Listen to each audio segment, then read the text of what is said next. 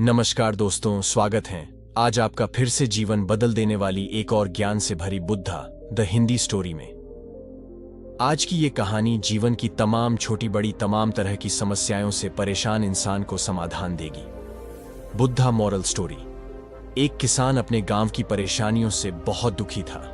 किसी ने उसे अपने दुखों के निवारण के लिए बुद्ध की शरण में जाने को कहा। जो कुछ दिनों के लिए यहां से कुछ दूर एक गांव में आया है, वह निश्चय ही तुम्हारे सब दुखों का निवारण करेगा। यह सुनकर किसान बड़ी इच्छा से बुद्ध की शरण में गया। यह सोचकर कि बुद्ध उसे उसकी समस्याओं, मानसिक पीड़ा, तनाव और दुखों से मुक्ति दिलाएंगे, वह बुद्ध के पास पहुंचा।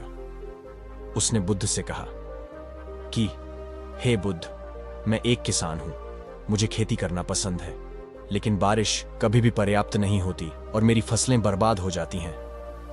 पिछले साल मेरे पास खाने के लिए कुछ नहीं था और इस साल भी अत्यधिक बारिश के कारण फसल को बहुत नुकसान हुआ।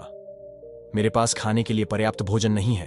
किसान ने कहा, मैं शादीशुदा हूं, मेरी पत्नी मेरा ख्याल रखती है, मैं उससे प्यार करता हूं, लेकिन कभी कभी वह मुझे बहुत परेशान करती है और घर में बहुत क्लेश हो जाता है, जिससे मुझे लगता है कि अच्छा होता अगर वह मेरी जिंदगी में नहीं आती। मेरे भी 2 बच्चे हैं।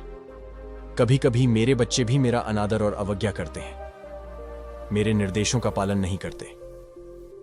किसान लगातार बुद्ध को अपने दुखमय जीवन के बारे में ऐसी तमाम बातें बता रहा है। बुद्ध उस दुखी किसान की समस्या को ध्यान से सुनते रहे। अपनी जिंदगी की सारी परेशानियां बताने के बाद जब उन्हें राहत महसूस हुई तो वह चुप हो गए। अब उसके पास बताने के लिए कोई और समस्या नहीं बची थी। अब वह चुपचाप बैठकर बुद्ध की ओर देख रहा था और अपनी समस्या का समाधान पाने के लिए बुद्ध के उत्तर की प्रतीक्षा कर रहा था। लेकिन बुद्ध चुप थे। किसान ने फिर कहा, हे बुद्ध, मैं आपकी शरण में आया हूं, कृपया मेरे जीवन की इन समस्याओं का समाधान करें। बुद्ध ने कहा, मैं तुम्हारी कोई मदद नहीं कर सकता। किसान आश्चर्यचकित होकर बोला, अरे, ये आप क्या कह रहे हैं? सब कहते हैं कि आप सबके दुख दूर कर देते हैं, तो क्या तुम मेरी समस्याएं हल नहीं करोगे? इसलिए कि मैं एक गरीब किसान हूं। बुद्ध ने कहा, मुश्किलें हर किसी के जीवन में आती हैं।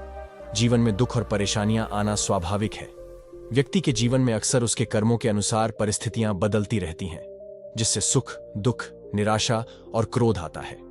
नए रिश्तों का बनना, पुराने रिश्तों का बिगड़ना, रिश्तों में मिठास और कड़वाहट, ये सब सामान्य है। ये जीवन का हिस्सा है और ये जीवन का चक्र है। हकीकत तो ये है कि हम सभी के जीवन में 83 प्रकार की कठिनाइयां हैं। इन कठिनाइयों का समाधान आप और मैं नहीं कर सकते, कोई नहीं कर सकता। जिंदगी और जिंदगी में बनने वाले रिश्ते स्थिर नहीं होते।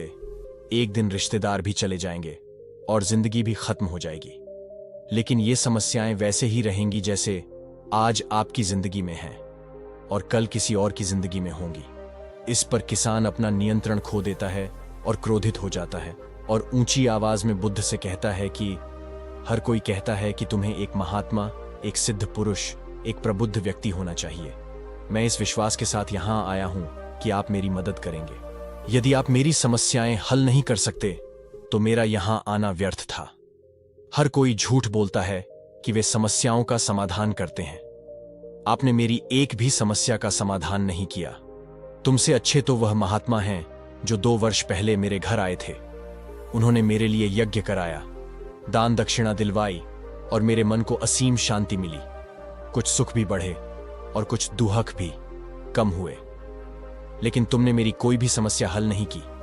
तुमने मुझे सीधे तौर पर मना कर दिया। बुद्ध ने कहा, क्या वह सब करने से जीवन के सारे दुख समाप्त हो गए? इतना कुछ करने के बाद भी अब आप इतने परेशान क्यों हैं? अब आप पहले से भी ज्यादा दुखों से घिर गए हैं। तात्पर्य यह है कि जीवन में दुख कभी समाप्त नहीं होते। किसान बोला, तो क्या मैं मान लूं कि तुम मेरी मदद नहीं कर सकते?